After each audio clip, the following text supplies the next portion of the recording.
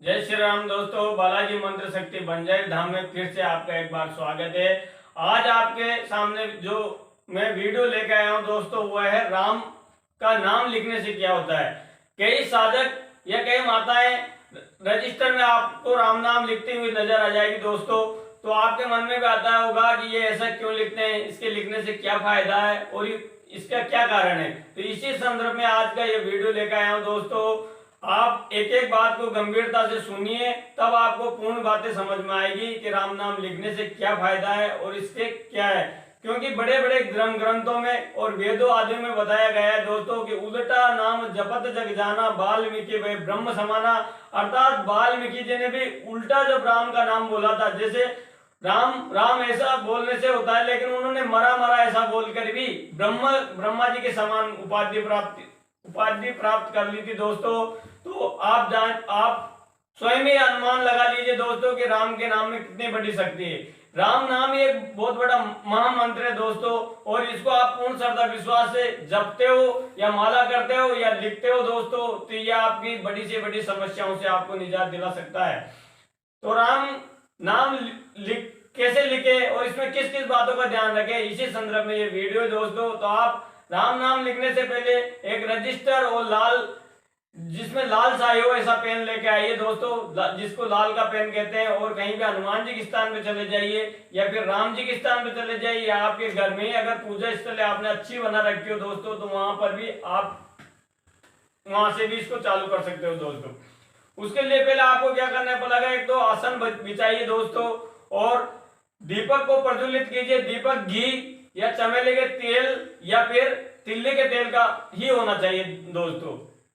दीपों को प्रज्वलित कर दीजिए और अपने हाथ में जल लेकर संकल्प कीजिए कि हे हनुमान जी महाराज या फिर हे राम जी, या फिर किसी भी देवता के सामने आप संकल्प ले रहे हो उसका नाम लीजिए कि हे देव, मैं आज से इतने लाख राम नाम का जो राम नाम है वो इतने लाख बार इस रजिस्टर पे लिखूंगा, तो मेरी जो मनोकामना है वो आपकी मनोकामना बोलिए दोस्तों। ये फलानी मनोकामना है, इसको पूरी कीजिए और इसमें मेरी सहाय कीजिए। और ऐसा बोलकर उस जल को आप जिस किसी भी देव के सामने आप संकल्प ले रहे हो उस देव के सिर चरणों में अर्पण कर दीजिए दोस्तों, और आपका राम नाम लिखना चालू कर दीजिए। राम नाम लिखते समय कुछ बातों का ध्यान रखना चाहिए। आप स्वच्छ कपड़े पहनो दोस्तों, और हो सके जहां तक तो लहसुन और प्याज का, जब तक आप राम नाम का जाप लिखते हो या अंकित करते हो, तो लहसुन और प्याज का सेवन मत कीजिए। और गलत खान पान जैसे मद मांस ऐसा इसका भी सेवन मत कीजिए दोस्तों। तो आपका जो आप राम नाम लिखोगे वो शीघ्र फलदायी होगा दोस्तों। ऐसा लिखते हुए जब आपका 1.25 लाख या 2.25 लाख या जितना भी आपका पूरा रजिस्टर बच जाए, तो उस रजिस्टर को लेकर हनुमान जी के स्थान पे चले जाइए दोस्तों, और उनके सामने बैठकर फिर से विनती कीजिए। फिर से वही दीपक लगाइए, वही आसन बचाइए, और आसन में बैठकर फिर से आप विनती कीजिए कि हे देव, मैंने इस रजिस्टर में राम नाम का अंकित किया है और मेरी फलानी मनोकामना है।